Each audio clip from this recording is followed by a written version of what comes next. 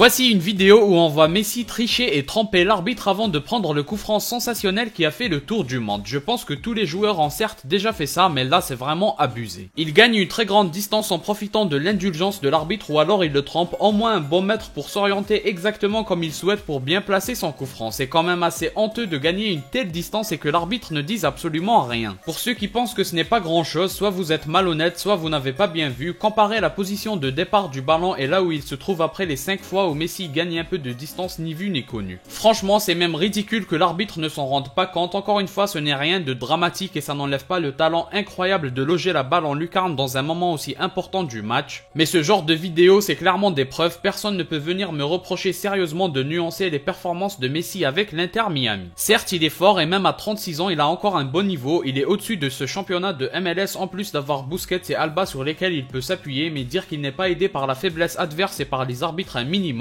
c'est simplement refuser de voir une vérité qui se voit aussi fort qu'une lumière aveuglante. Comme vous le savez, dans le foot, ça se joue à des détails. Souvent, c'est une question de barre entrante ou une barre sortante qui fait la différence dans un match. Donc, à force d'être aidé par les arbitres sur des détails qui semblent négligeables, le cumul de tous ces détails finit par créer un exploit. Pour conclure, dites-moi en commentaire ce que vous en pensez. Comme d'habitude, n'hésitez pas à liker et à vous abonner pour ne rien rater.